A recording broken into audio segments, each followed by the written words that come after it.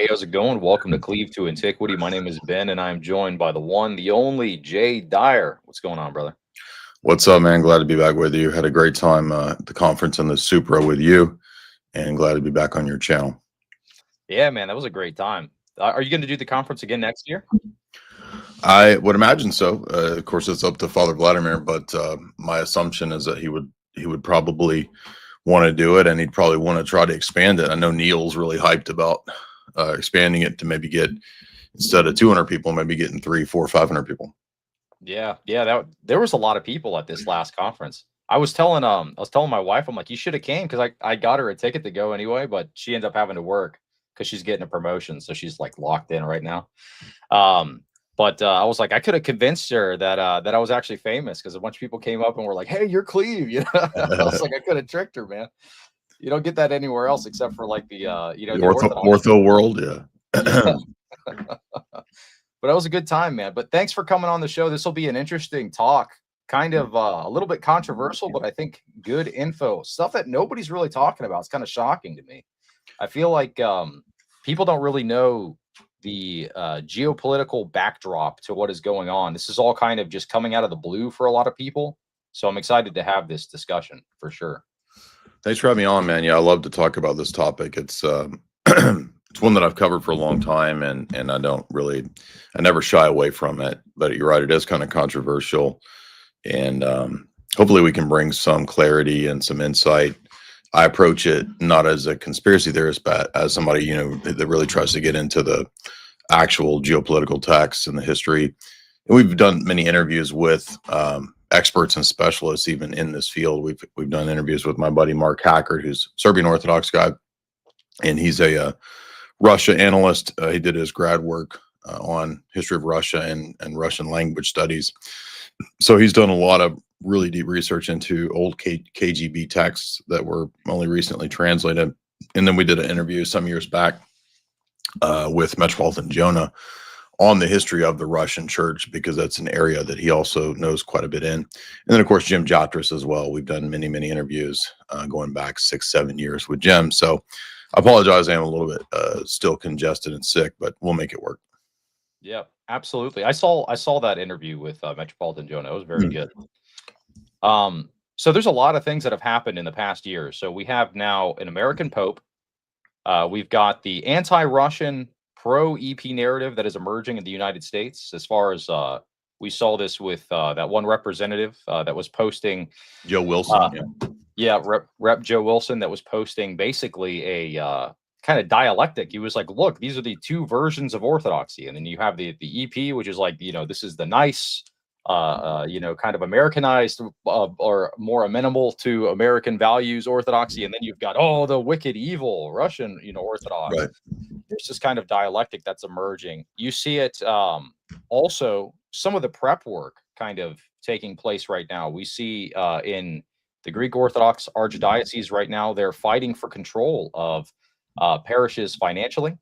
Jim Jotras was posting about this not that long ago with that fight with the one parish in New York City where El Pitaforos was fighting for control of the finances over that particular parish. They actually gave them a loan to be able to take control of that. So, it's kind of angling up from my perspective. It seems like all of the legwork, the groundwork is being laid so that later on, if there is any kind of dissent, it would make it near impossible for anybody that would disagree with any kind of union there. But a lot that's happened in this year. I think maybe a good part to start with would be the historical geopolitical backdrop that kind of underpins all of this. This is one thing that you talk about quite a bit, but maybe a good place to start with would be Operation Gladio. We could talk about the Roman Catholic side and then move into maybe some of the similar geopolitical ties in the EP. Yeah, one little anecdote story before we get into that. I remember when I first came into Orthodoxy and was meeting with some of the first clergy and the first bishop that I met. We went to dinner, and I didn't think much of this at the time, but I mentioned in passing that I had begun doing quite a bit of social media and an alternative media type stuff, and I was really putting information. This may have been 2016, 17. This was, almost 10 years ago. And many of the clergy perked up when I said that I'd done an interview with Alexander Dugin. they were very alert and concerned that do we have a Duganite here that's going to be entering into and infesting the church with these errors or something. And it's funny because that all came about just because merely by sending a DM. And what I think a lot of people don't realize is that when people want to promote a book, if somebody's having a new book put out, they're pretty accessible when it comes to doing interviews. And I didn't have a very big channel 10 years ago or a podcast. It was kind of a small to mid-tier outlet, relatively speaking. And the first time I sent the email, or the message on Facebook, I didn't hear back from Dugan for about a year. And then a year later, around 2015, 16, he replied, and we did a podcast. And that was right when 2016 Russiagate, Trump, all of that was beginning to kick off. I'd not yet been on A. Jones's show, but Alex had Dugan on. Yeah, that became a huge controversy back then in 2016 or whatever, because now they were trying to portray Alex, who at that time was early, very pro-Trump, pushing the Trump MAGA line back then. They were trying to say, well, he's a Russian agent. So I was kind of being inadvertently, adjacently lumped into Russian agent, even from the very earliest days of me coming into Orthodoxy back at that time. And it was a difficult situation because it wasn't just that. It was also, I had some of these other controversial positions and takes.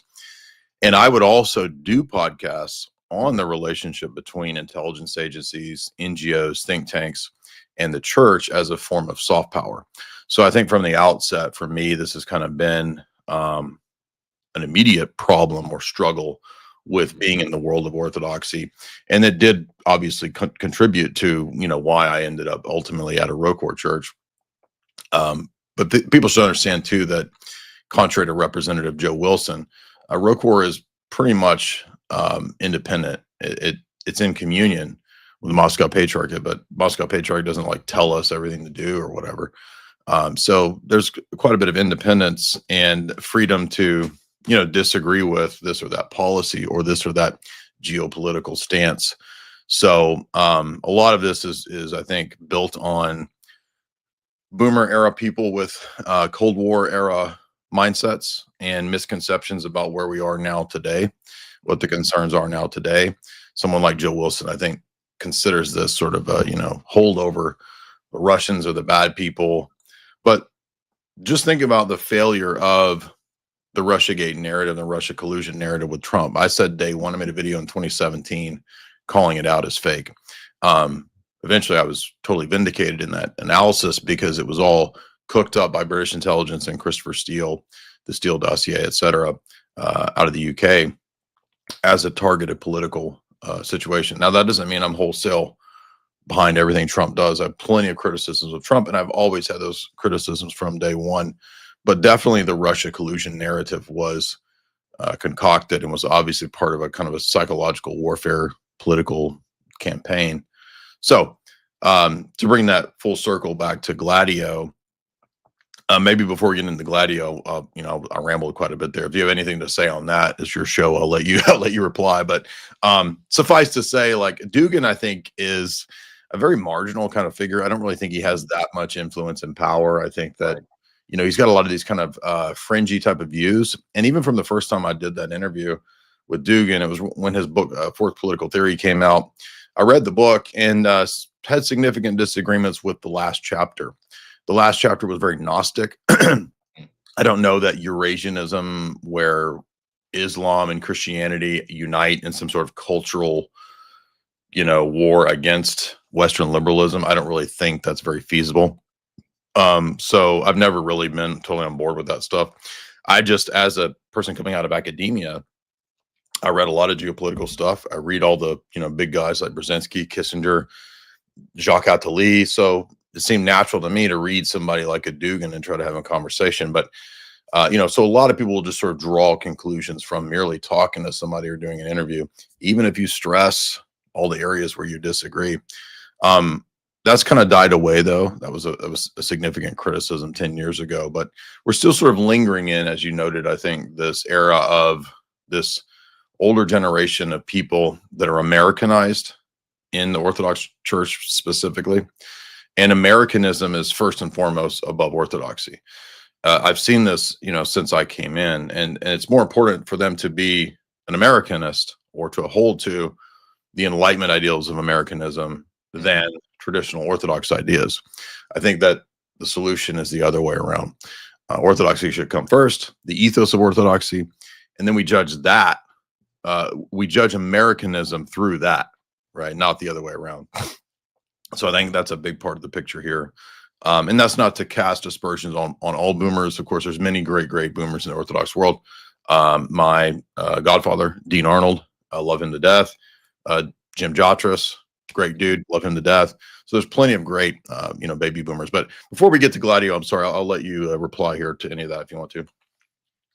Yeah, no, I think you brought up a very important point when you're talking about this kind of like Cold War dialectic, because it's really where a lot of this starts with some of these geopolitical ties into both camps. Because really, what we're going to be focusing on and discussing, we'll probably branch out into some other topics, but is the geopolitical ties between the Roman Catholic Church and then also within the EP that could potentially influence them into some sort of union in the future. Now, we're not saying this is like an imminent thing, like this is going to happen now, let's all panic.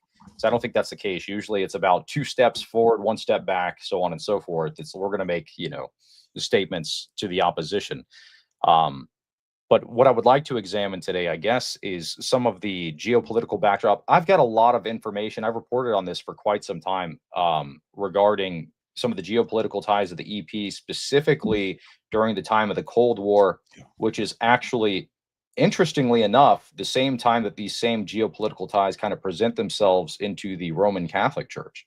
Now, I know you don't necessarily think Freemasonry has a big impact today, but at the time this was happening, they kind of did play a role like an intermediary between some of these major geopolitical powers. And as you were saying, they were trying to make inroads to assert soft power using these institutions.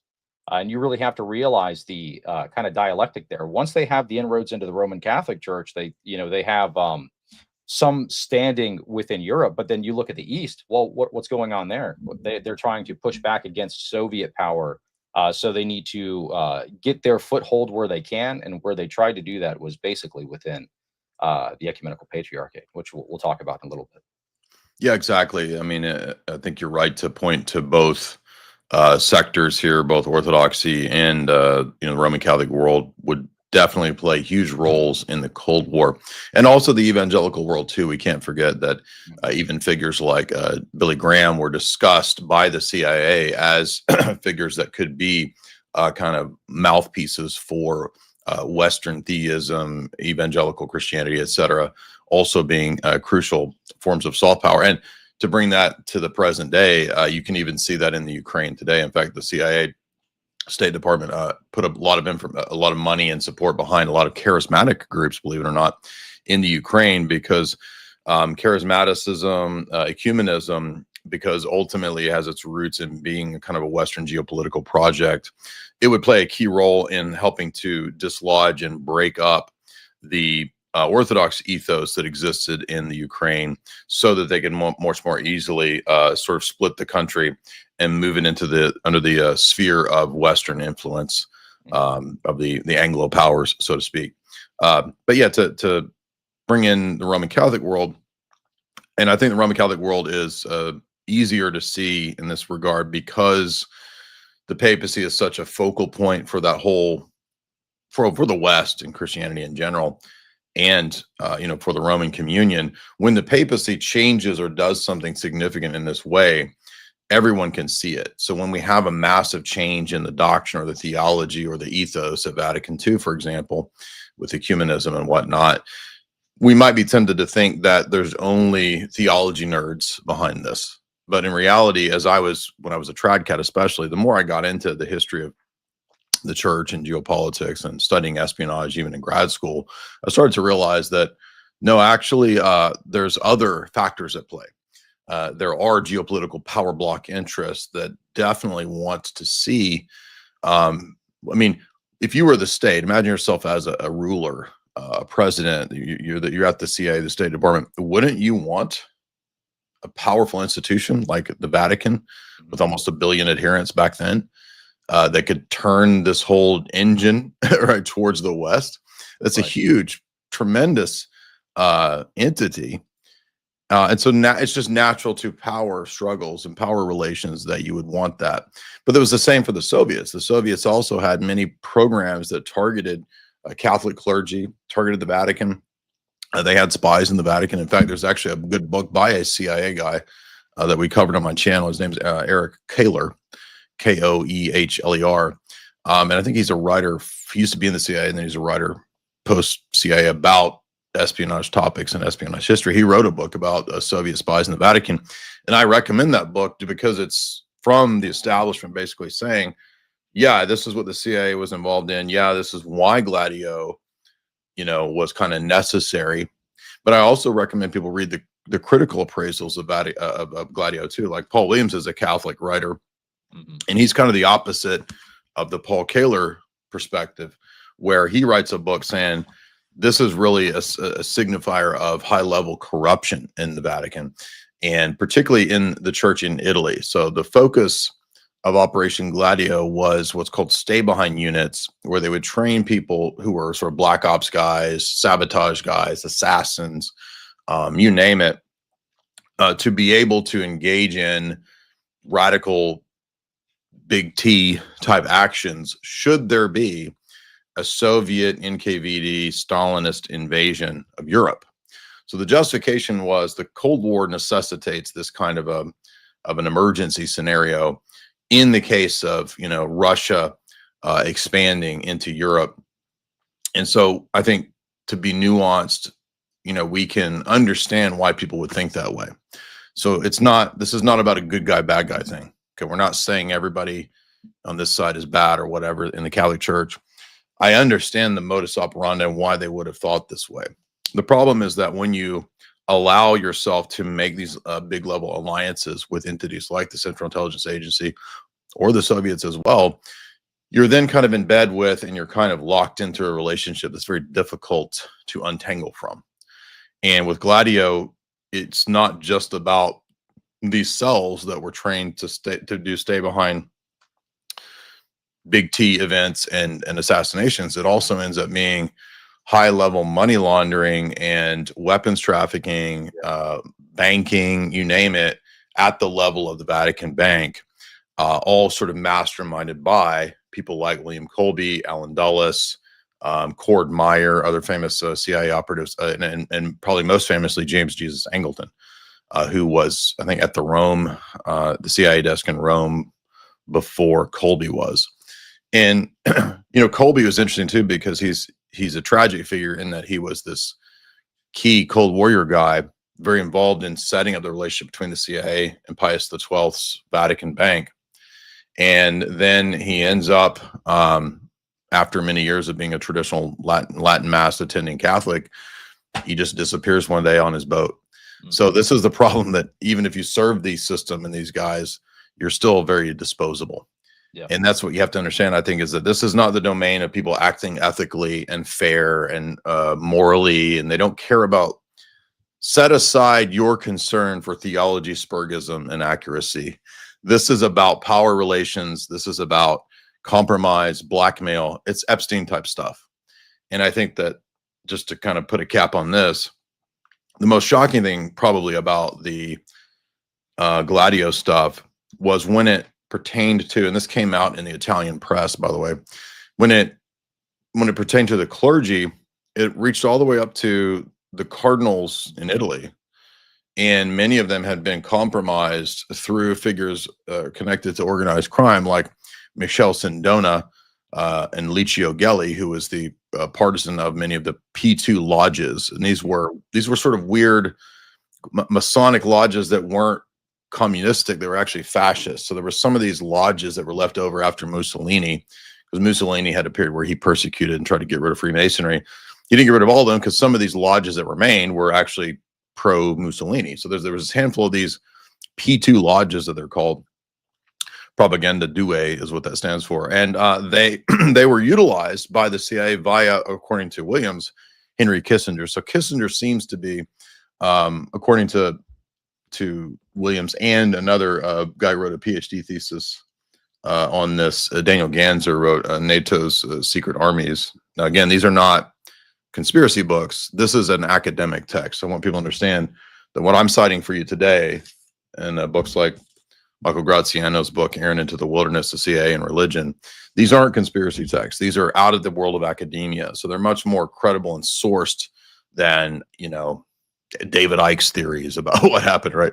So anyway, long story short, they had compromised many of the clergy in what were called bunga bunga parties. And if you doubt me on this, go look up even back to 2012. You can still find on YouTube CNN interviews and news reports from people like Anderson Cooper and others talking about the bunga bunga parties that Silvio Berlusconi was involved in. And these are really just ORGIES that included high-level politicians. It's basically Epstein type stuff, right?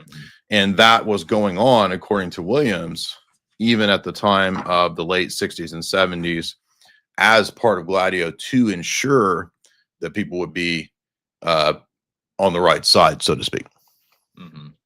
Yeah, there was a lot of fallout from the Operation Gladio stuff. I know the Vatican Bank was almost to the point of bankruptcy at one point when the P2 Lodge infiltrated and basically caused the collapse of Banco Ambrosiano. This was released in the Italian press during that time. I think that was in the 70s that was released as well. So it was a little later on.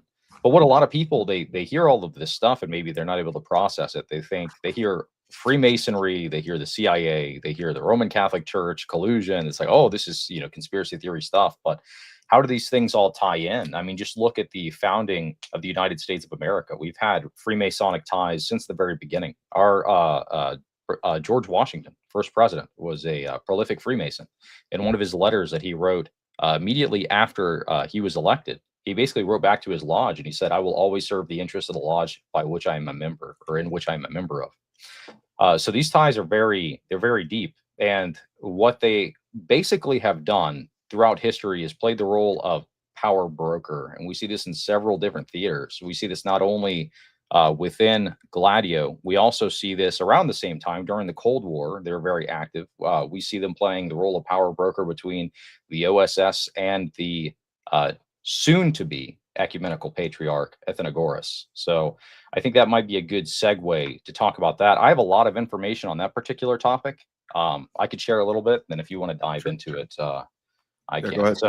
So again, not conspiracy text. I'm just going to share my screen just so you can see where I'm pulling this from. So I'm going to be citing from public. These are CIA documents that were made public. This was posted on Orthodox History, which is the gentleman Matthew Namey, who actually has been on several different shows. He was on Ancient Faith back in the day, but he published this whole thing, which is kind of surprising because they're, you know, kind of a little more, I don't know, tame on some of this stuff. But I will say this. I mean, I'm nothing about him personally or anything like that, but when I talked about these topics 10 years ago, you're not supposed to talk about this. Right. I got called every name in the book. So I consider it a blessing, and thank God that people are, you know, discussing this stuff now, 10 years later.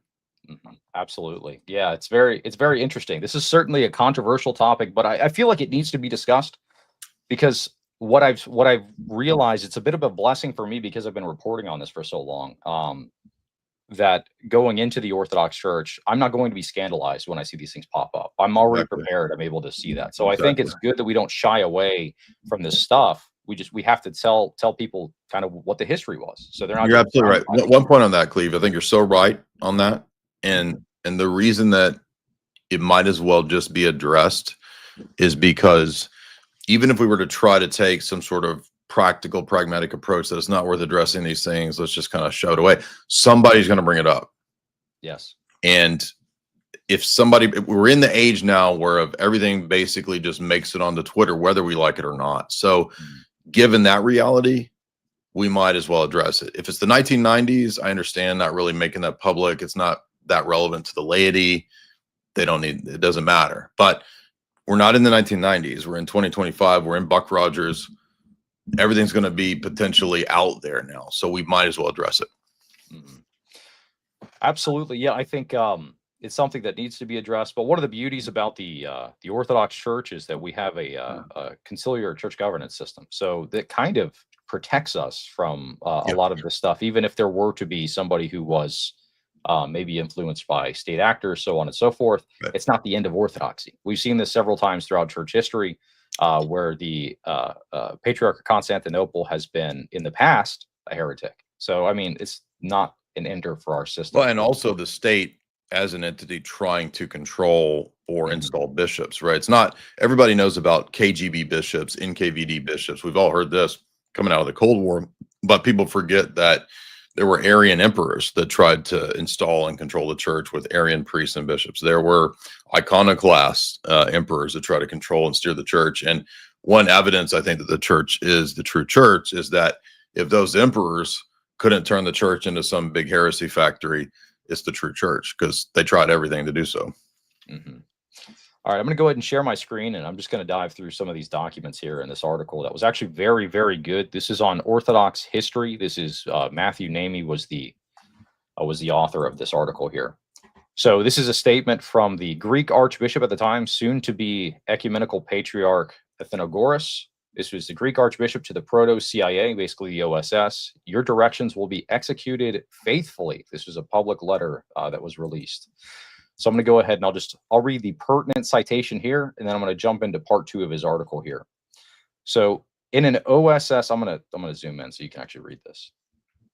In an OSS inter-office memo dated March 26, 1942, an intelligence agent named Julius L. Amos wrote to his fellow OSS agent named David Burns, familiar name for some people here.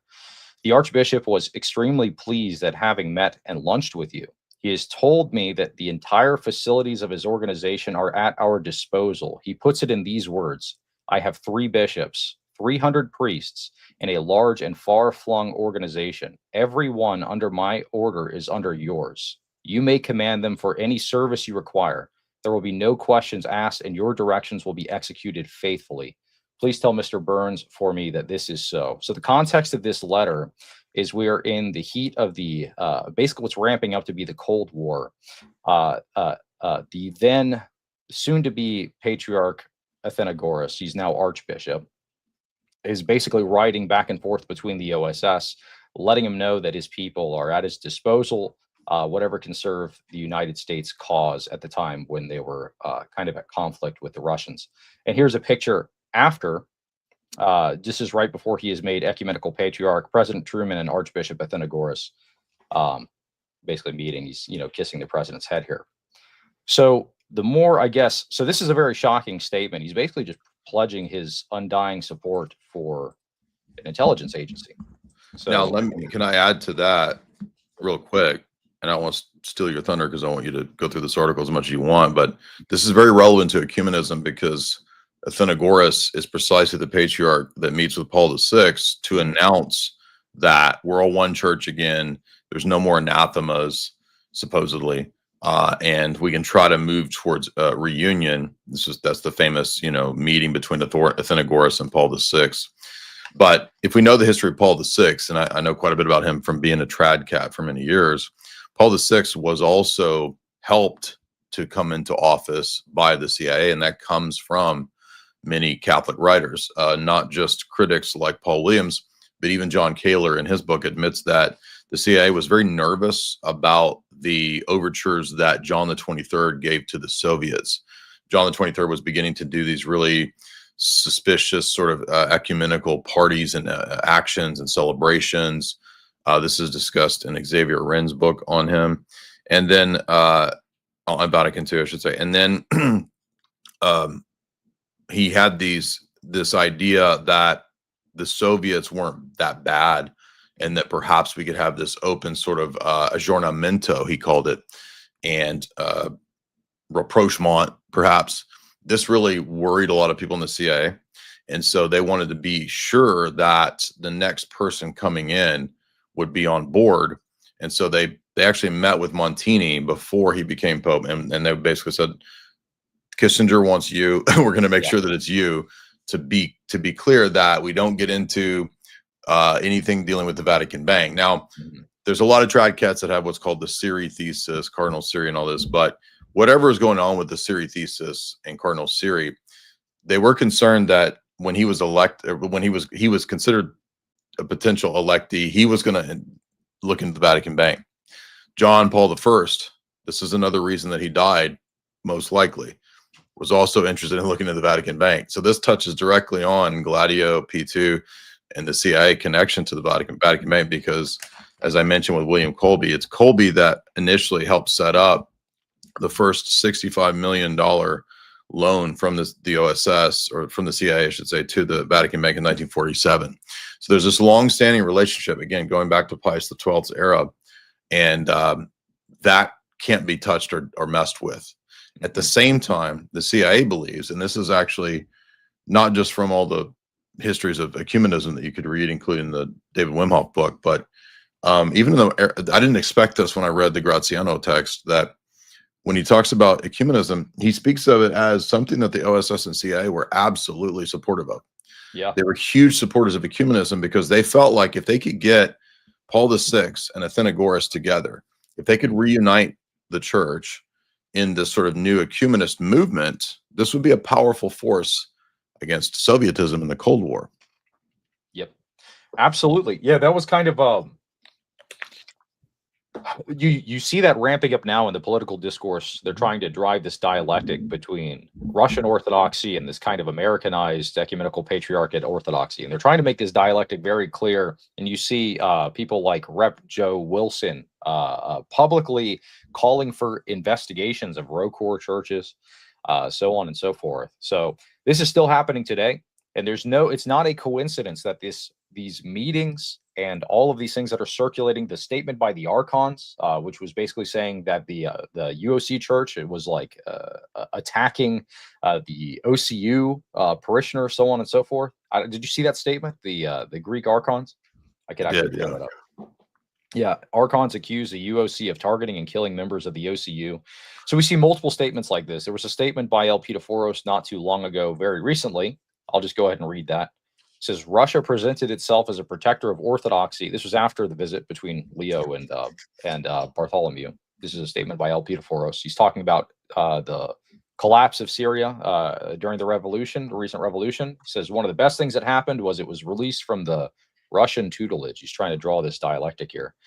Russia presented itself as a protector of orthodoxy, but in reality, it used Orthodox ideology just as communist ideology once was, as an ideological cloak for national and global ambitions. Our faith becomes a tool of state interest. This is dangerous for both the church and its people. So he's not just attacking Russia geopolitically. He's actually attacking the Russian Orthodox as well in that statement, saying that they're basically a tool of the state, which was the same thing that we saw Rep. Joe Wilson say. So I don't know about you, but my spidey sense goes off when I start to see statements by hierarchs and statements of politicians match the same exact tune within a week of these ecumenical meetings. So I don't think it's any coincidence.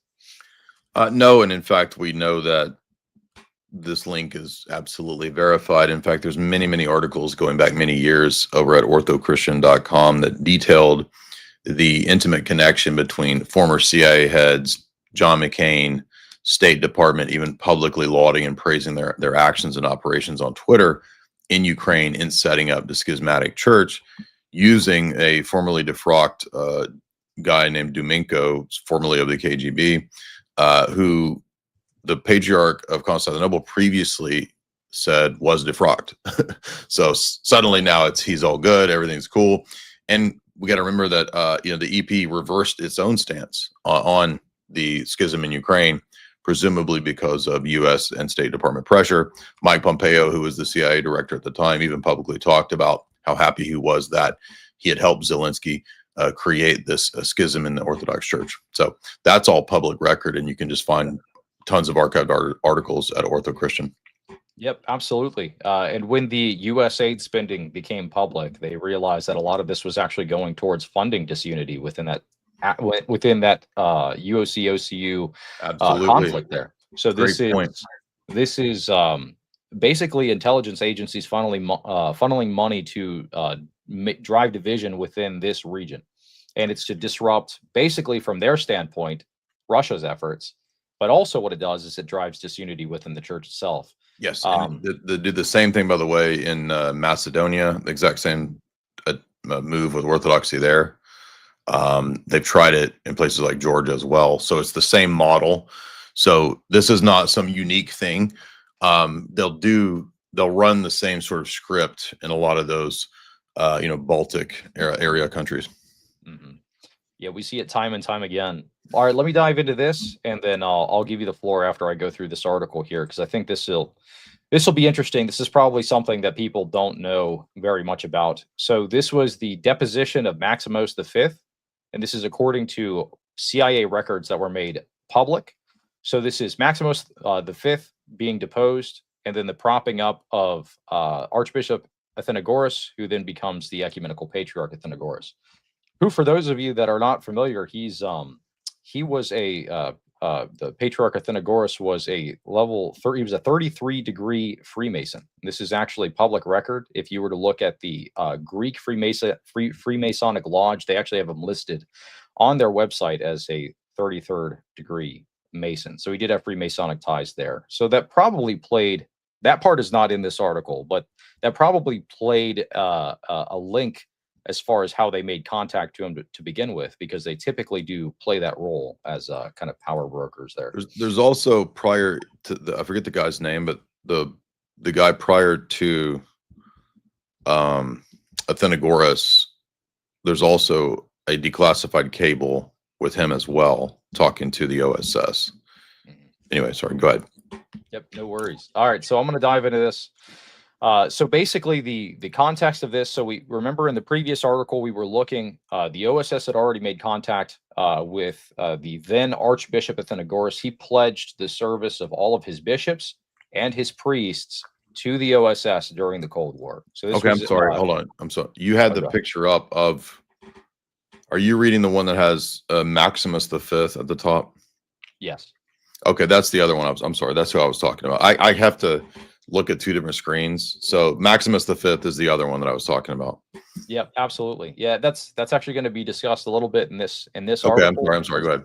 They did have no worries at all. I appreciate you coming on and discussing this. This is a good discussion. Not a lot of people know this information. Exactly. So basically the backdrop to this is the OSS has already made contact with Athenagoras. He's pledged his support to the American intelligence agency. The OSS, for those of you that don't know, is a precursor to the CIA. So Athenagoras has already pledged his support, his bishops, and his priests. So now we're going to fast forward a couple of years. Oh, this is the guy who succeeded him, not his predecessor. I'm sorry. Yeah. So I got it backwards. Yeah, Athenagoras succeeded Maximus. Oh wait, no, I was right. Okay, yeah, you were correct. I'm just getting confused. No worries. All right, so I'm going to go ahead and I'll dive through this. So a source in close contact with the Patriarch reports that Maximus, who is currently the Ecumenical Patriarch at the time, this is 46. In the previous article, we were around 1942, I believe. So Maximus is suffering from an acute nervous attack and shows grave symptoms of insanity. So he had some severe mental health issues, and the situation was relatively unstable. So basically what the CIA was thinking was they were going to kind of capitalize on the situation and put their own man in the position, because they'd already made inroads with Athenagoras. So the game plan was basically to depose Maximus and to put in Athenagoras. So let's read through some of these kind of back and forths here. January 16th, the CIA reported serious thought is being given to the deposition of the Patriarch, but his followers are reluctant to take such a step until they are satisfied by the doctors that Maximus' condition is incurable. Meanwhile, an unrelated scandal emerged. It seemed that in 1940, 4 Greek attorneys engaged by the Patriarchate had stolen money that a wealthy benefactor had bequeathed to the Patriarch in his will, in the Patriarchate in his will. Although the late Patriarch Benjamin led the Ecumenical Patriarchate in 1940, everyone knew then that Metropolitan Maximus was the real power behind the throne. The CIA observed, as Patriarch Maximus was in complete charge of the Patriarchate in 1940, when the late Patriarch Benjamin was ill, certain elements in the Phanar wish Maximus to assume some of the responsibility for the scandal. So the scandal is resurfacing. It's kind of come to the surface. The CIA is writing back and forth that serious thought is being taken to his deposition, and they're basically going to be putting in their own person. And note too that just as with what I was claiming about the papacy, if they're concerned about a patriarch, they're definitely going to be concerned about a pope too. So it's not going to be outlandish to think that the CIA is very concerned about whether Paul VI gets elected or not. Absolutely. Yep. They're concerned on both fronts. And ultimately, like you said, the goal would be to have these two fronts rejoin. It's no coincidence that Athenagoras being propped up basically by the predecessors of the CIA, the OSS, and American geopolitical power being put into this position is the first ecumenical patriarch in 500 years to meet with the Pope and have unity talks. The first ecumenical patriarch to meet with the Pope in 500 years. You think that's a coincidence? So the first one that's propped up by American geopolitical power is the first one that's pushing for ecumenism. And this is actually talked about by St. Paisios as well. He has several statements he writes about Patriarch Athenagoras during this time as well, which I'll get into maybe a little later if we have time. I posted it on my X page a little while back, so you can go and read that citation if you want. So anyway, we'll continue on. A February 14th CIA report, the Turkish papers have published a statement to the effect that the Soviet Consul General had placed the Russian summer embassy at the disposal of the Patriarch. Fanar officials insist, however, there is no foundation to this report and are of the opinion two papers in question obviously rich to create difficulties for the Patriarchate by giving the impression of close collaboration with the Soviets. So you have these two kind of factions fighting for control during this time. This is the narrative that they're pushing. So they're pushing the necessity of their intervention into the ecumenical patriarchate. They're saying, if we don't put our guy in here, the Soviets are going to put their guy in here. That's kind of that's the false crisis that they're setting up. A few days prior to that CIA report, the one that we were just talking about, where they manufactured the narrative of the Soviets putting their person into this position, Archbishop Athenagoras was in Washington awarding President Truman with a piece of the True Cross. This was when the famous photo was taken of Athenagoras kissing Truman on the head. So just a few days prior to that CIA report, you get this famous picture here. This is Athenagoras here. All right, I'm going to skip down a little bit and we'll discuss the actual deposition and when Athenagoras is put into power. May 21st, the CIA reported that Maximus was traveling to Athens to consult with specialists. If he is found to be incurable, it is believed that his resignation as patriarch will be accepted. But a bit later, July 3rd, the CIA seems to have corrected itself, saying the real reason for Maximus' visit to Greece was not the reported health issues, but for consultation concerning three major issues: whether Maximus should resign in favor of a stronger personality, if he should resign, what candidate would be favorable to Athens, and how can the Fanar deal with the increasing prestige of Patriarch Alexei of Moscow? So you have these two kind of, you have this geopolitical issue brewing between not only geopolitical powers, but within the two patriarchates. CIA explained why the Patriarch would need to go to Athens to discuss these matters. The Fanar in Istanbul is dominated financially by the Greek government. All right, so we skip down a little bit. I'm going to get to the statements in which he is deposed. Hold on one moment.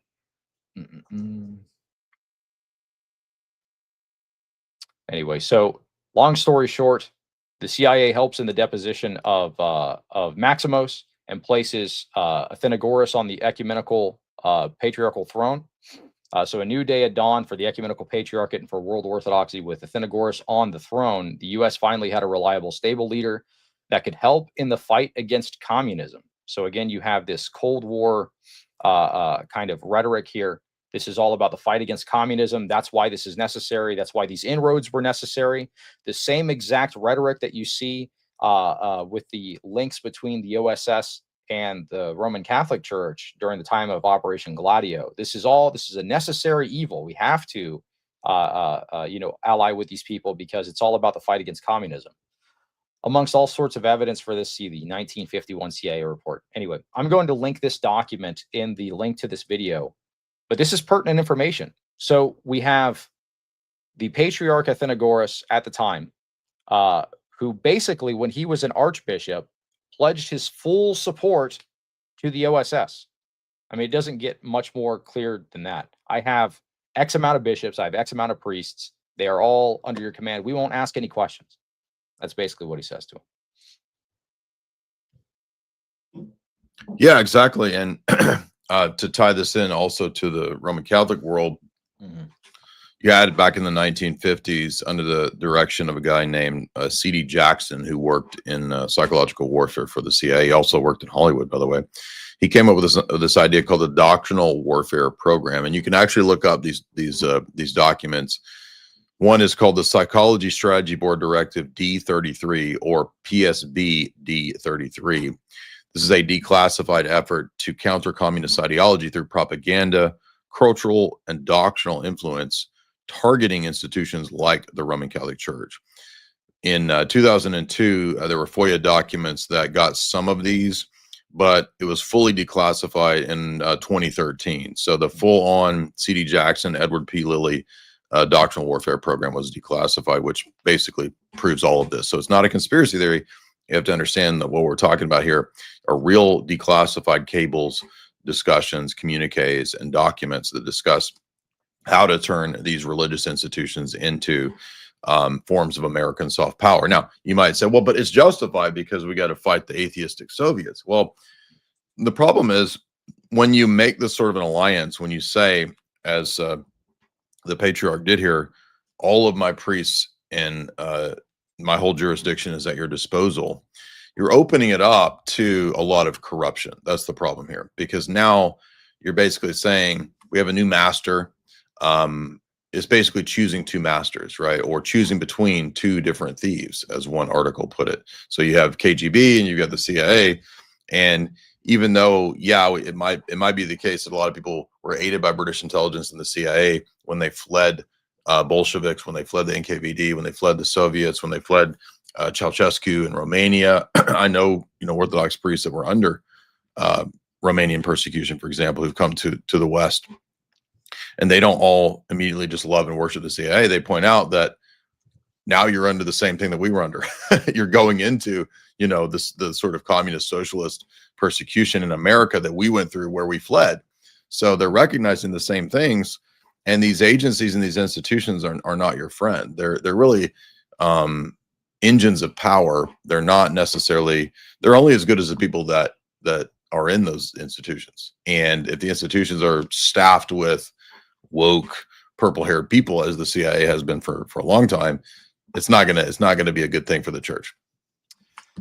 Yeah, I think a lot of that honestly has to do, and I know our opinions might disagree on, you might disagree with my opinion on this particular take, but I think a lot of that wokeness probably comes from the early Freemasonic ties that basically influenced the United States founding. I mean, we have major figures within the founding of the United States. George Washington himself was loyal to his lodge by which he was a member. We have several of the founding fathers that were Freemasons. They were very prevalent within the founding of the United States. Also, George Washington was a member of the Episcopal Church, and there are several Freemasonic ties to that particular organization. And we already know that the Freemasons had multiple different ties to intelligence agencies such as the OSS, which is the precursor to the CIA later on in its development. They played the role of power broker. They did this also for British intelligence. Absolutely. So it was it's kind of like a spider organization. They don't have as much power as they did, but you could call it by another name. I'm sure you've probably read the Alta Vendita. I have, yeah. Let me be clear. I don't at all disagree with you. What maybe some people misunderstood what I said on a live stream a while back. Somebody asked about whether I think Freemasons are running everything. What I said was that amongst younger people, I don't think there's much of a concern for Freemasonry. Right. So like people that are in seminary nowadays, I doubt many of them, the younger up and coming clergy, are members of the lodge. I'm sure there's some. But I think that if you get into like, the boomers, I'm sure there's plenty of boomer clergy in the Orthodox Church, bishops that are members of the lodge. Absolutely. In fact, I know in Greece, it's very widespread. Many Greek prelates are members of the lodge. And I'm sure in Russia, there's prelates that are members of the lodge as well. So I don't at all discount that. Ultimately, I just meant that amongst the younger you go, I think there's less and less interest in Freemasonry, but not that Freemasonry has always had a very close relationship to the ecumenist movement. They've always had, they're sort of the proto-ecumenists. So no, I totally think you're on board, moving in the right direction to say that, yeah, masonry plays a big role in ecumenism. Absolutely. Absolutely. And I was going to say, you could probably, even if you were to say that the organization of the Freemasons doesn't have as much power, you could just call them by another name. You can call them by the ecumenical movement. I mean, it's the same mindset. It's the same goals. It's the same end goal. And the Alta Vendita, it basically laid out the game plan for the subversion of the Roman Catholic Church. For those of you that are not aware, the Alta Vendita is the permanent instruction of the Alta Vendita. This is a Freemasonic playbook, basically, for their subversion of the Roman Catholic Church, not to put a Freemason on the throne of Peter, but to basically instill Enlightenment ideas and liberal axioms into the Roman Catholic Church, so that eventually there will be elected a pope that is amenable to these Enlightenment ideas and liberal axioms. So within the Alta Vendita, the strategy that was advanced is basically the dissemination of liberal ideas and axioms throughout society within the institutions of the Catholic Church, so that the laity and prelates would, over the years, be imbued with progressive principles. And there, basically, it would just be spread across the board. That's kind of the goal. And the motto of the Alta Vendita was basically the soldier dies, the war goes on. So it's not just a one-time play. This is something that they're in it for the long haul.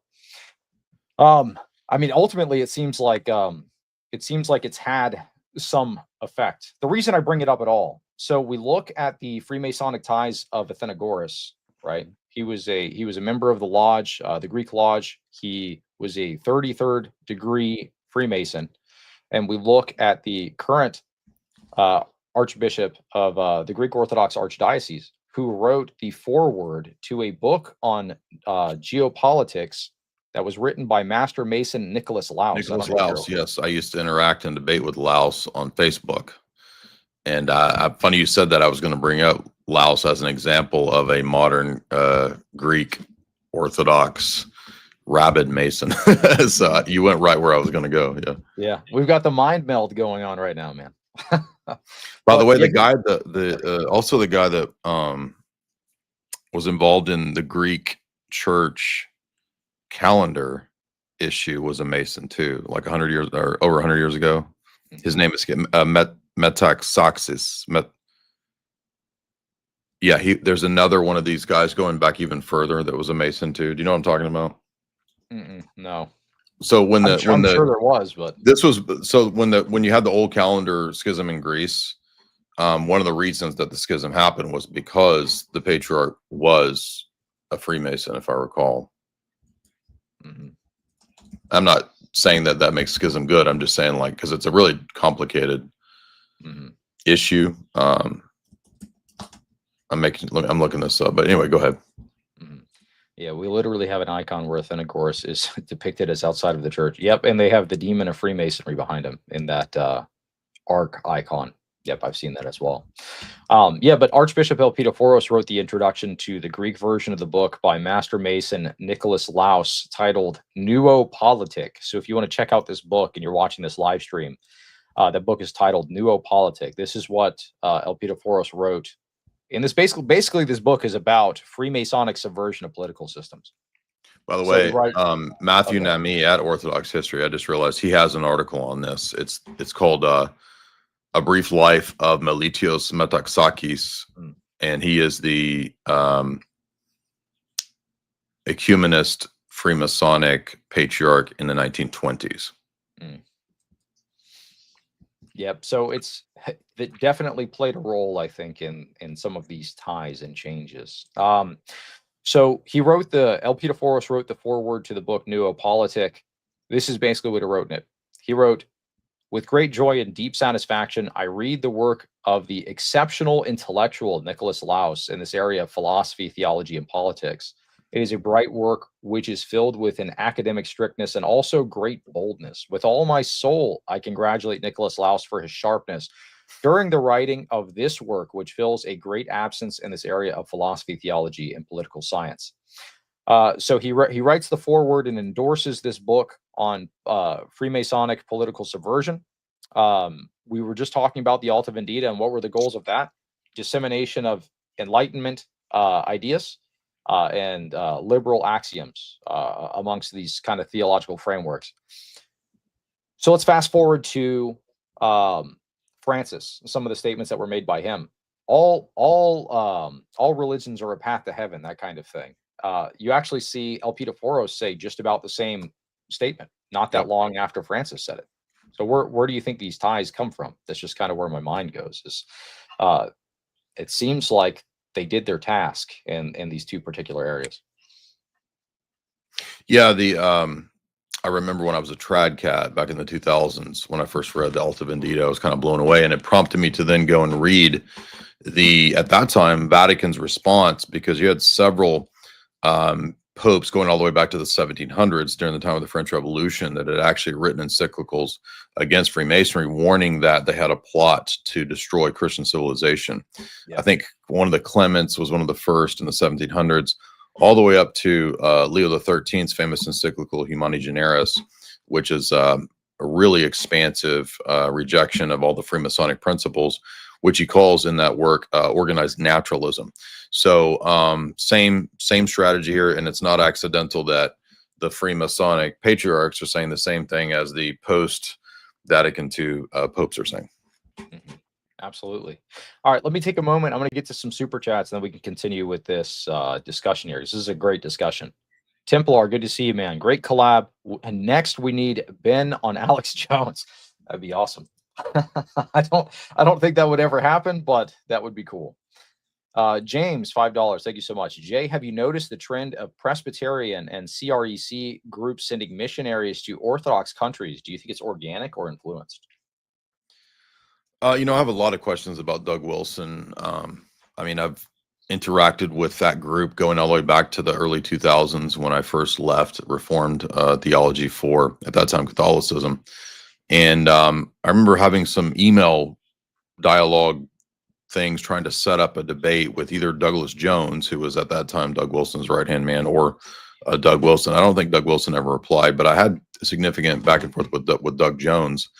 I don't know whatever happened to that dude, if he's still around or if he went to something else. But I think what's interesting is that many CREC people have become Orthodox over the last 2 decades. And that we like to see. And I don't know if you guys, I'll just say this, there might be a large platform Doug Wilson debate in the near future. We'll see. I'm talking about with me, but I would not be surprised if there's not something going on there. I know that people sort of documented some JD Vance, Doug Wilson connections. I've not looked a whole lot into that, so I don't know exactly how deep that goes. But I do think that Doug Wilson's Christian nationalism, I mean, there's some good ideas there. I just don't think it's really going to come to much fruition, given how divided, Protestantism and evangelicalism is. And I did not know that they were sending out missionaries into Orthodox countries, but that's it's unfortunate. Yeah, that is unfortunate. One thing that I can bring up about the Presbyterian churches, this was something very interesting when I was doing a deep dive into Freemasonry and anti-Freemasonic polemics and Freemasonic history of political subversion. There was a text I did a call in back when I was still a Protestant into your show, and we were talking about Freemasonry a little bit. I don't know if you remember that discussion at all, but I brought up a text that was by a Irish Roman Catholic priest. I forget his name, but it was basically, it's called Freemasonry and the Anti-Christian Movement. And there was a snippet of that I thought was very interesting. It was a dialogue between that priest and a master mason. They were writing letters back and forth. And the master mason is making the case that they're not like the Southern European masons, which were engaged in political subversion and all this. We're the good guys. I've heard this a million times. Basically, but his case was crazy to me because this was his case. He said, this was a snippet of it. I saved this because I thought it was wild. We're accused, this is the master mason writing back to the priest. We're accused of being irreligious and even worse, devil worshippers and synagogues of Satan. Now in Ireland, Most of the bishops and higher dignitaries of the Church of Ireland, as well as a large percentage of the minor clergy and the heads of the Presbyterian Church, belong to the order. Yep. So they're all Freemasons, basically. Yeah, I mean, I think Freemasonry originally, historically, found a lot more of its adherents amongst Protestants, particularly Protestant nobility, Yeah. kings, etc. You know, after the 1500s, as lodges start spreading throughout Europe, speculative lodges, I mean, even prior to the establishment of the Grand Lodge in London in the 1700s, there was already a growing interest amongst nobility and statesmen to get involved in speculative Freemasonry, primarily amongst the Protestants. It then kind of spread to, particularly out of London when they established the Grand Lodge. It became, as other historians have noted, like Jessica Harlan Jacobs, kind of the intelligence network of the British Empire. That's why it's so integral, I think, for them. But then, as time goes by, I think maybe concomitant with the rise and spread of Protestant evangelical ideology, it just became easier and easier and easier for people in the Orthodox and the Roman Catholic world to become Freemasons, because they just assumed and operated on all the same Enlightenment presuppositions that the Masons had always supported. Mm-hmm. You see that that's a great point about it being very prevalent within Protestant circles, because it's way more prevalent within each of the main lines. I did a video on this a long time ago that was basically tracking the progression of all of the mainline denominations within Protestantism that have gone extremely liberal and their ties to Freemasonry within their hierarchy. So you see the Episcopal Church, the way that they've gone, I mean, multiple ties to Freemasonic organizations. There's even been an Archbishop of Canterbury has been a Master Mason in the past. We already talked about George Washington being a Mason. He was a member of the Episcopal Church. All of the donations towards the Washington National Cathedral, which is an Episcopal cathedral, were funded by Freemasons. I mean, it's across the board. You see this within the Presbyterian Church. Look at where they're at today with the PCUSA. So really, Redeemed Zoomer, if you want to do some kind of Reconquista, you got to kick all the Freemasons out first. Exactly. That's what I think he doesn't understand. Like, you'd have to get rid of a lot bigger institutions than just the libs. You're also dealing with NGOs, think tanks, foundations, etc.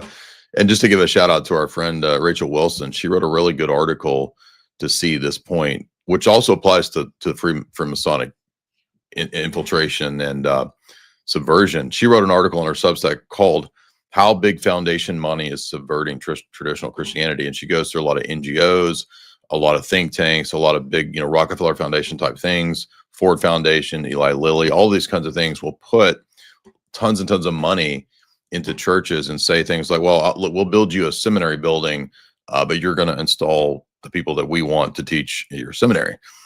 This goes all the way back to the Rockefellers' biography. There's a great chapter in their book about how they did this, in an admission chapter. And that's how they were very successful in subverting a lot of the mainline Protestant denominations. And so it's the same principle with Masonry as well, is that you can kind of, in a back doorway, so to speak, subvert through both money and the sort of secret society network that we're talking about. Absolutely. All right, I'm gonna get through some of these super chats here. If y'all want to send in super chats, I really appreciate it. Helps out the channel a lot. This guy, hi, I like seals. Hi, Jay Dyer. Hi, Cleave to Antiquity. Thanks. Good to see you, man. Jay, any hair tips? Asking for a friend. Heretics or hair tips? Hair tips. Tips on how to do his hair good, I guess. Heretic. This is my heretic. There you go. I'm assuming that's a joke, because all I do is just wake up and just run my hand through, and that's it. So I don't have any.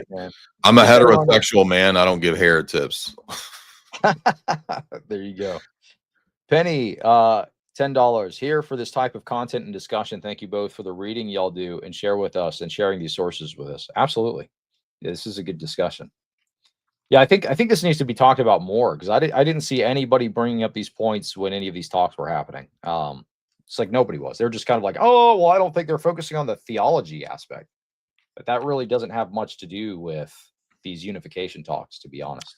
Yeah, and people, I think, geopolitics is a big kind of hefty subject, so it's kind of difficult to to hit all the bases. And it took me, and I'm not saying I'm even an expert on all this, but it took me many years of studying. Really, what got me into this was a lot of the Vatican II history. When I was a trad cat, I was really interested in all the players, all the influences at Vatican II. I even read, like, not just trad cat critiques of Vatican II. I read liberal appraisals of Vatican II. For example, there's a journalist that wrote a famous book, Paul Blanchard, wrote a book about Vatican II, and he was this sort of super progressive lib who was like, this is the greatest thing ever. We have actually finally won, in taking over the church. And even going into, shall we say, certain Middle Eastern countries and their influence on Nostra Aetate and Vatican II. So, it is a subject that I'm really happy to see people kind of waking up to and getting some sense of, because if you just think about it theologically, which I think that's the most important aspect of it, but it's very limiting because that's not the only concern, when we get into these, big power block issues and who's interested in Vatican II. And I mean, it's kind of obvious why Nostra Aetate has the language that it has when you have that homosexual priest who was a so-called Jewish convert, basically writing the document. I mean, that should tell you everything right there. But I did a talk a couple months ago called "How the Papacy Became a Captured Institution," and I did a whole 4-hour talk, kind of going through a lot of not the stuff that we're talking about today. It wasn't mainly focused on the EP, but focused mainly on like the papacy itself. That if you're interested, people can look at that talk on my wall. Yep, absolutely. Yeah, you've done a lot of really good talks on this particular issue I've seen over the years. All right, let's check this out. Wait, $5 for your goal. Appreciate you, man. Thank you. X-Type Gaming became a member or gifted a membership. Thank you so much. Iron Giant Man 007, $5. You see, the Muslim mayor of London had to sing Christ is Born, the Newborn King during the Christmas Light Festival. He looked disgusted. Yeah, I saw that. He was fidgeting. He was like, oh, I got to sing this next. He's like looking around, freaking out. That was funny. Good stuff, guys. This is the tip of the spear in modern discourse. More like this, please. Absolutely. Yeah, Jay can come on the show whenever he wants. These are good talks.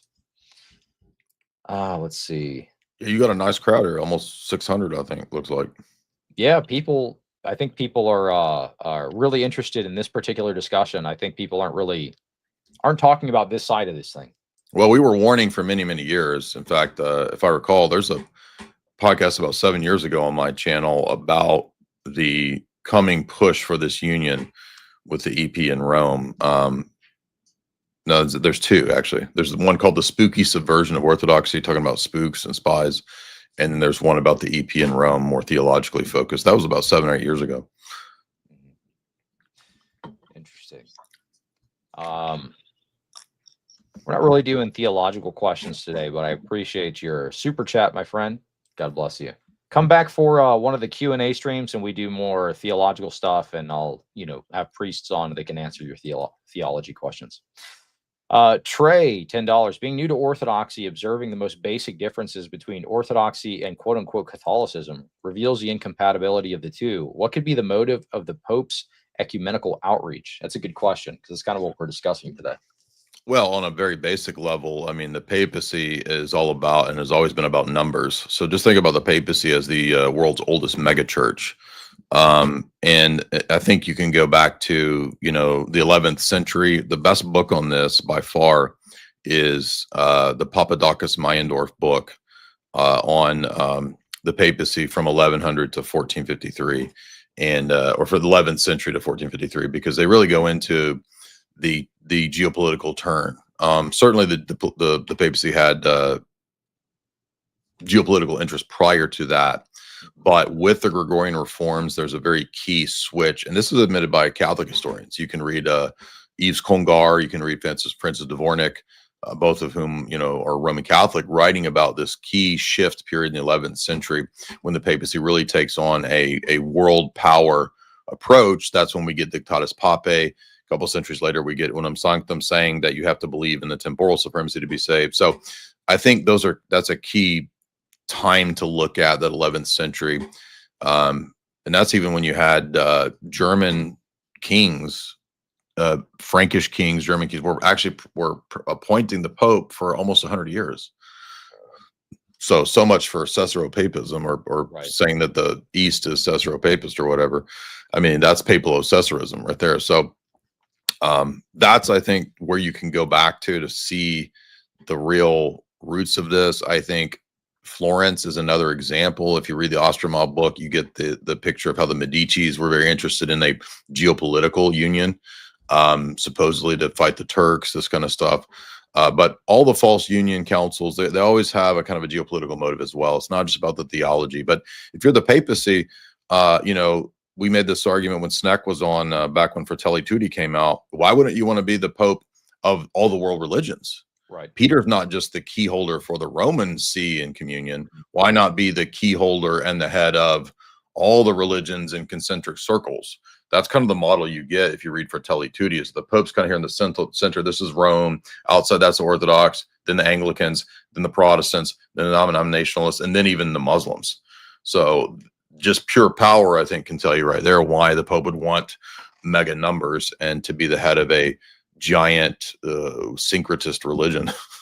Yeah. One thing that I would add onto that, because I think that's very true. When I was talking about, I mentioned earlier, I said theology isn't the main focus. I'm really talking about from the Roman Catholic perspective, because look at any uniate group that has not just Eastern, or like not just Eastern uniate groups. We could talk about Assyrian uniate groups. We could talk about the Miro Salabar or Syro Malabar uniates who venerate Nestorius. Yeah, and they don't care able about to do theology. It's just about geopolitical numbers and union. correct. Yeah. And believe what you want, submit to Rome. That's always been the uniate model. The Pope will basically say, in fact, you can go back to some of the Unia offers where he would say stuff like, I'll build you schools and you can believe whatever you want, just come into communion with me. Yeah, absolutely. And we see the framework for this being set now. You think that the synodality push is just a kind of coincidence? So within the Roman Catholic system, there's a reason they're trying to move to this more synodal model. It's to make it more amenable to a potential Orthodox union in the future. That's the entire purpose. You think it's just them becoming liberal or something? That's not the case. So yeah, we see this with several other uniate groups. The Eastern Catholics are able to venerate Palamas. They don't say the Filioque. Now we have Leo saying he's not going to be saying the Filioque anymore.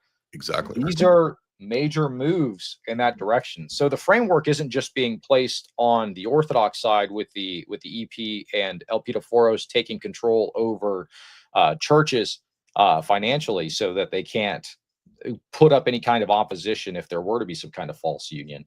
We see this also in the Roman Catholic side as well. And that's exactly why anybody from our sphere, priest, bishop, clergy, laity, apologist, who is not an ecumenist is thus a problem person. Yep. In the Orthodox world, I'm saying. Yep, absolutely. Yep, and they'll push back for sure. Let's see. Andrew, $5. What is the largest thing that is non-essential to Orthodoxy, quote unquote, compromise that Jay would be okay with it if the two were to unite? I don't know if that's. Could you read it again? What show it to me again? He's basically it's kind of seems like a question where he's like, what Orthodox doctrine would you be willing to throw into the trash for unity?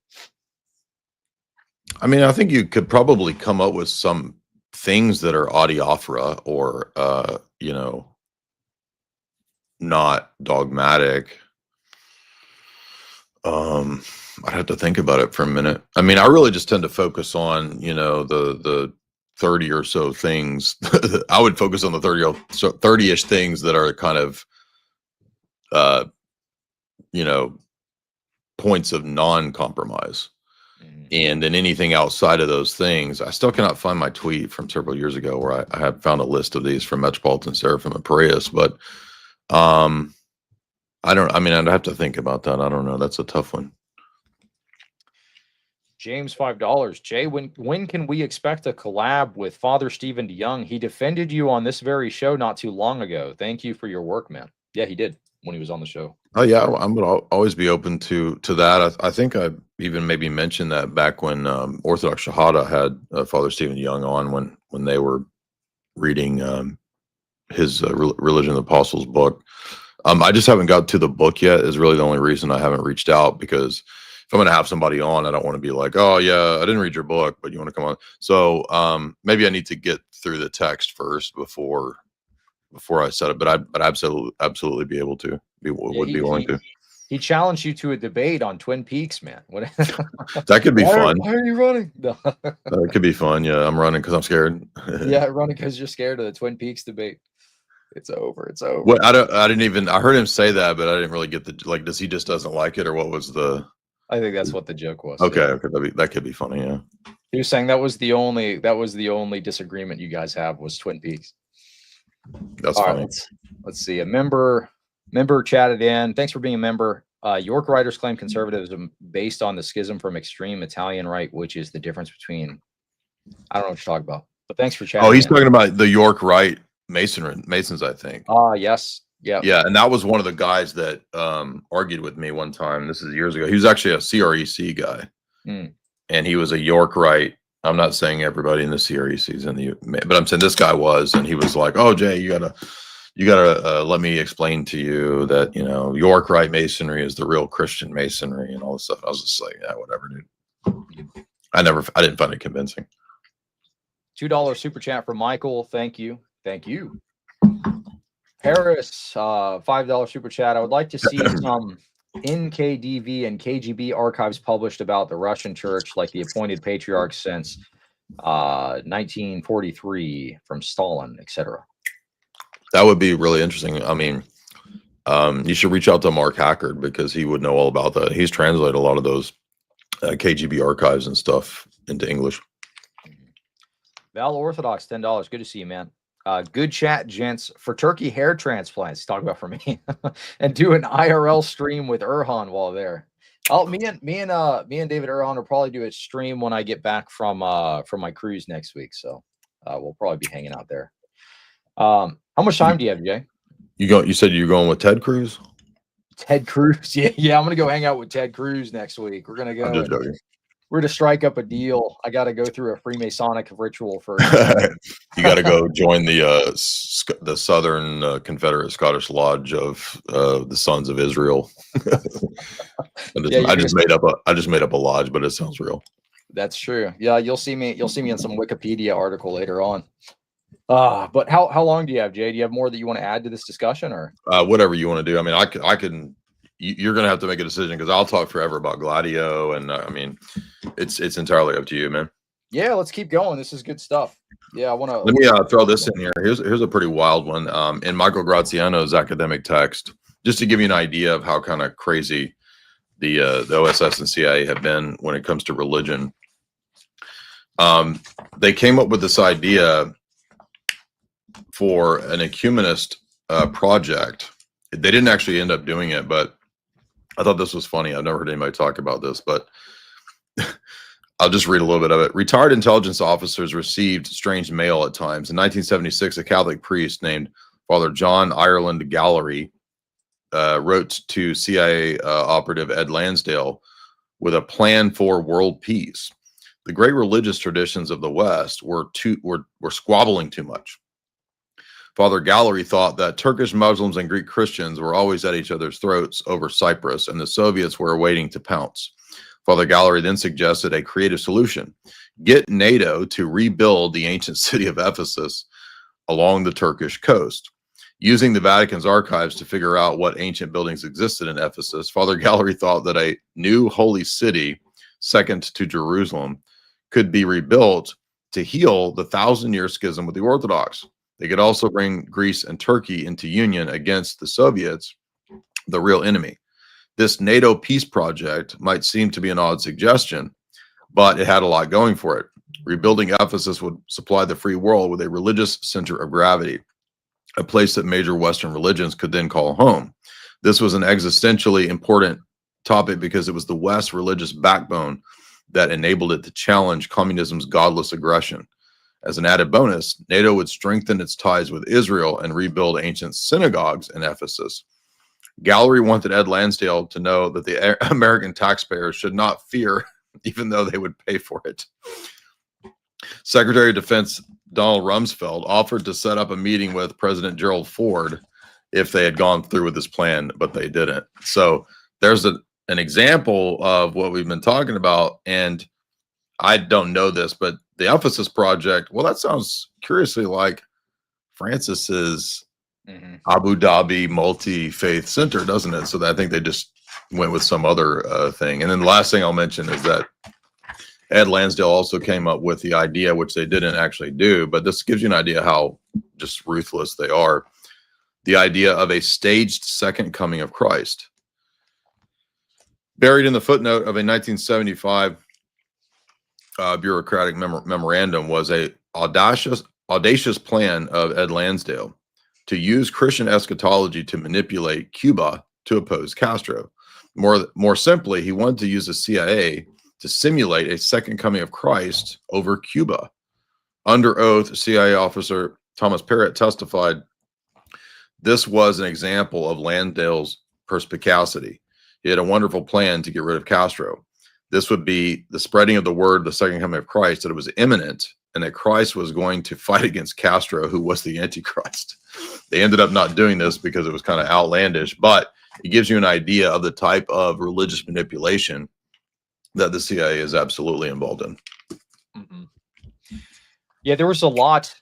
There's a lot that has come to light recently too. With did you hear about the geofencing? With Israel geofencing to propagandize the evangelicals based on yeah, exactly. Geofencing. Well, what's interesting is, you know, I come from a Protestant background. I was a non-denominational pastor, and our church had a bit of a like SBC type history. So you get dispensationalists that would come through the church. We didn't teach dispensationalism, but you'd get people from that background. The brainwashing that these people have been through is absolutely absurd. And it's no wonder. I mean, they're literally getting paid targeted ad campaigns, paid by foreign interests to drive these ideas into their head and get them to support these causes financially. It's wild. I've seen things as absurd as Christian Israel pact, where you can sponsor a Israeli family and pay for them.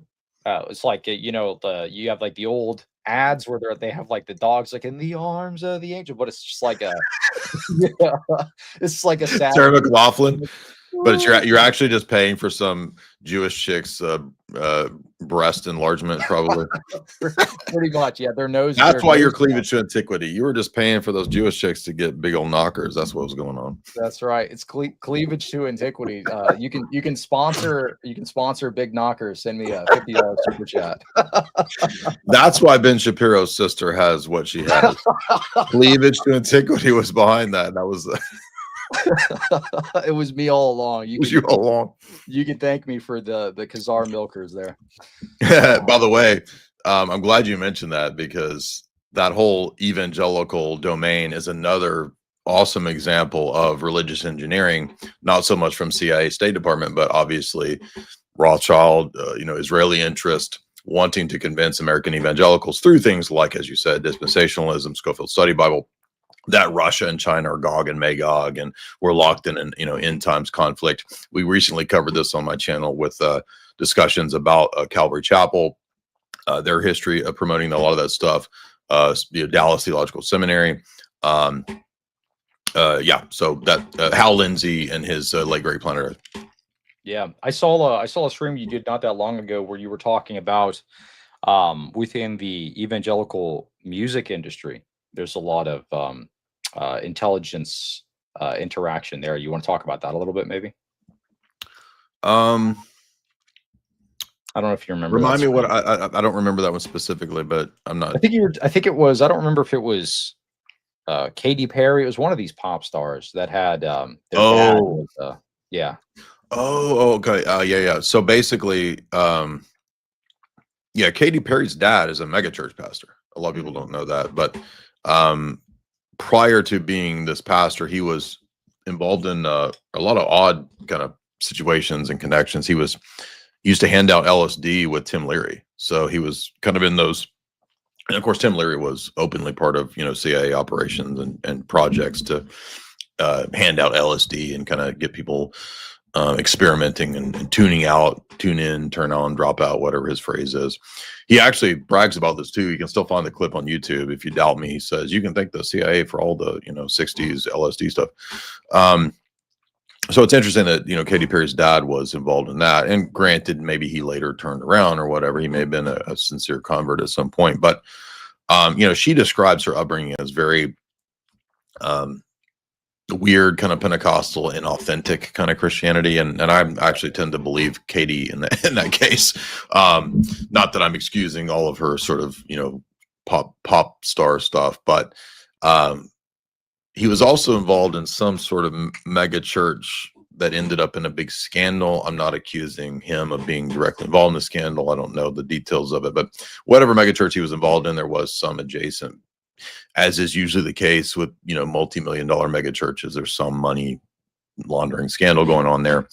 But in the case of TBN, which is where Katy Perry got her start, everybody's seen, TV preacher, pink-haired TBN people back in the day. She was a Christian singer and then, eventually morphed into whatever she is. But TBN has a very obviously sus background with money laundering and organized crime connections, and the FBI even investigated them at one point. And eventually they shut down, and so they shut some of their stuff down and they sold out, I think, to Hillsong, which is now kind of the big, evangelical megachurch thing that owns everything.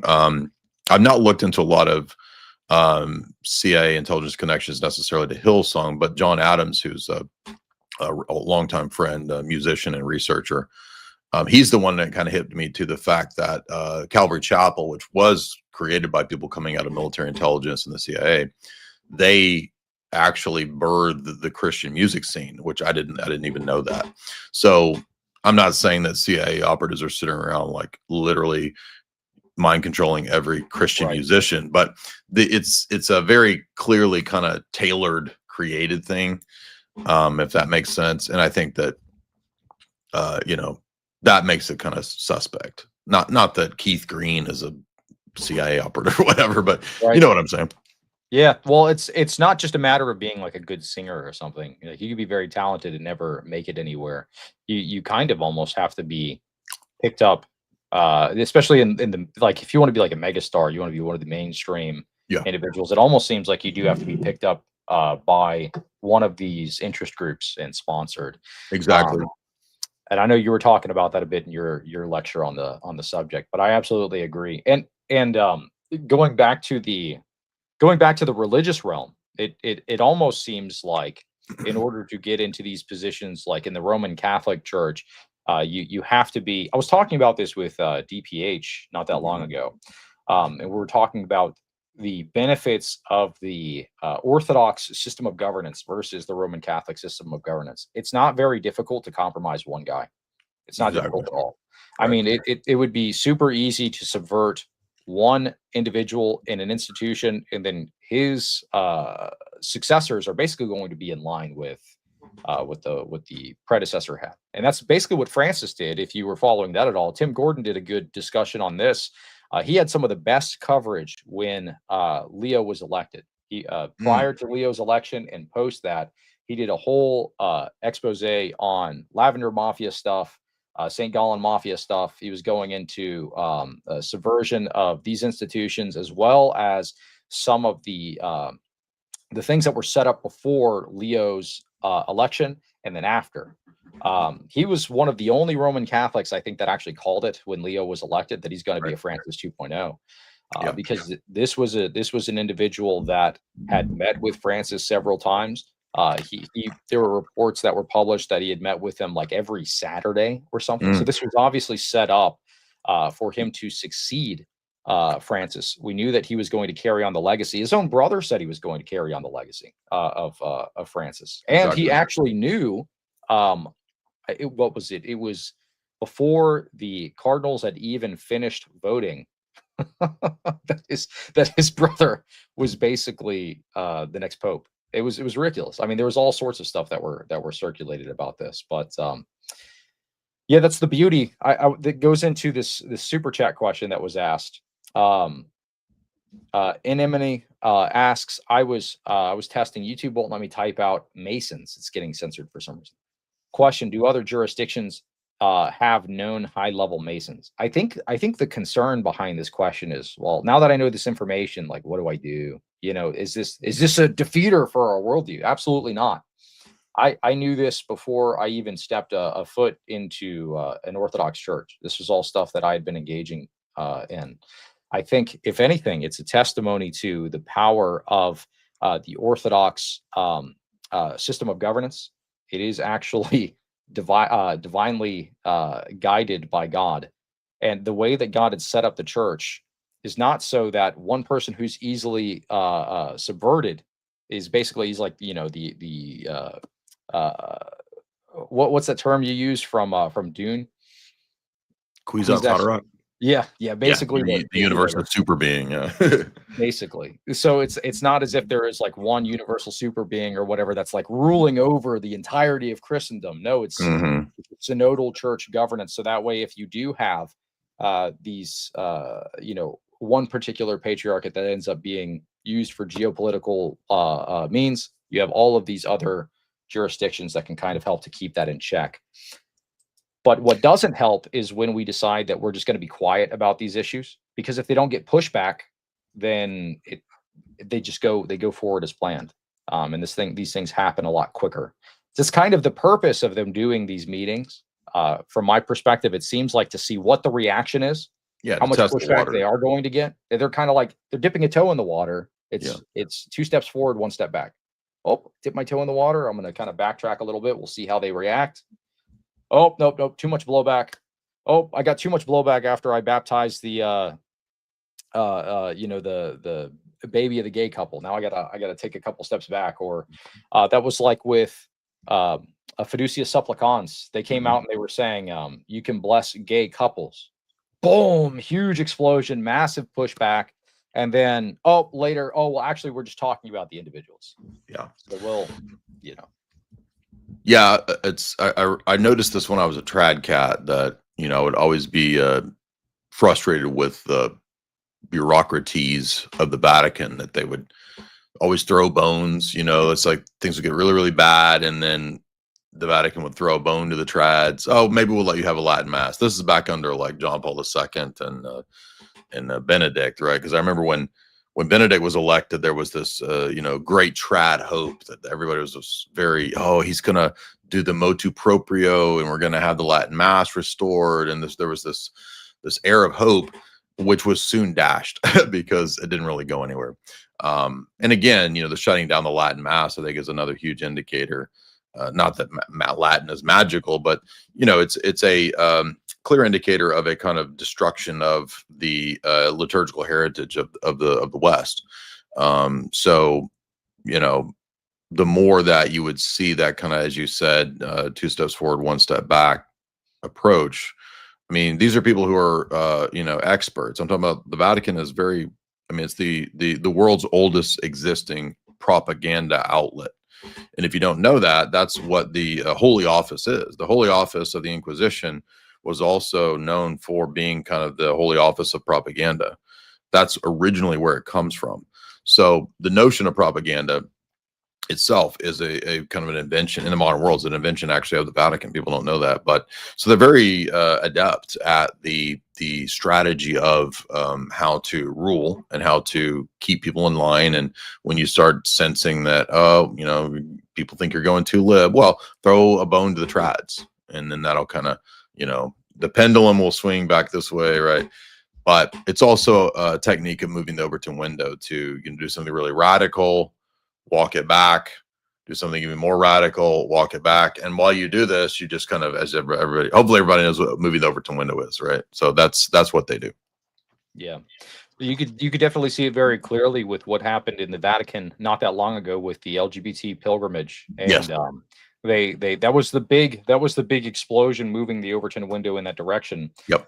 And they immediately walk it back. Yep. And now they have you know, the statements where they say, oh, well, we did our oh, we're going to investigate women ordained deacons. Oh, well, actually, no. Now we've decided we're not going to do women ordained deacons.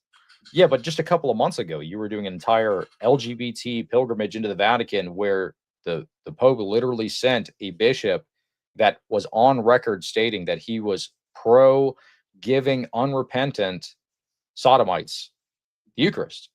So he's the guy that is doing the Pride Mass at the LGBT pilgrimage. The Pope literally sent him. This is approved basically from the top down. Big swing. Now we're going to walk it back a little bit. Oh, we're not going to do women deacons, at least in this investigation. We can investigate it later, but for now, we're going to give you your little based pellets. We'll toss you. I don't know how you come back from doing that though. Having a literal like rainbow flag in the or a rainbow cross in Basilica, the Vatican. Yeah, I mean that one was just. I mean, sometimes you just wonder, like, is there any point at which like it's the breaking point, or is it just no? There is no breaking point, right? Like, I mean, trying to be charitable, but I just can't understand why anybody would want to stay in the Roman Catholic world. But yeah, I can't either, especially with everything that's going on lately, and all of the pushes that they're. I mean, basically, anybody. I feel bad for the trads. I really do, because I like people like Tim Gordon. I like the guys from Avoiding Babylon. I like Anthony Stein. I like the trads. I have a lot of respect for some of them. Some of them obviously could be a little combative, but I've a lot of respect for them. But I mostly I just feel bad. It's got to be exhausting to have to deal with. Basically, I mean, your entire life if you're going to remain Roman Catholic, it's got to be exhausting, man. You think eventually they would, wake up and decide it's time to become Orthodox. yes, I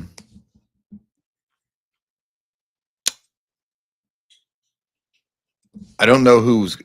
We're either going to have a debate with Trent Horn if he'll do it, or with Doug Wilson. So maybe one more Trent Horn debate can swing some of these people in the right direction. I don't know, but we'll have to see.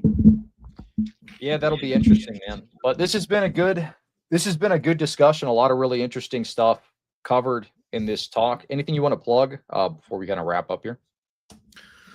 Let's see what's going on. No, I don't think there's much going on with other than just kind of the typical live streams. I did do a kind of a hefty breakdown yesterday with on the topic of Professor Dave. I don't know if people saw that. I finally got around to looking at the smug sort of atheist pseudo professor. It turns out he's apparently not an actual professor. He has a chiropractic degree or something, but says he's Professor Dave, the atheist giant YouTube channel. Well, he responded to me and Jim Bob talking about God's existence and Darwinism and whatnot, and there wasn't really any substance to the response. He was basically just calling us idiots the whole time. And then I did a stream prior to that on the false union. So yeah, that's really all that's going on with me. You can get my books, of course, signed copies in the shop at jaysanalysis.com. Sounds good. Thanks so much for coming on, Jay. I really appreciate it. If y'all want to watch this after the fact, I'm going to leave it up for a little bit, and then I'm going to mark it members. But if you want to consider becoming a member, really helps out the channel. Again, would love to have you back at some point, Jay. And at some point, I can pop on your show and we can chat about something. Yeah, sure. Absolutely. All right. Y'all, thank you so much for watching. Y'all have a good day.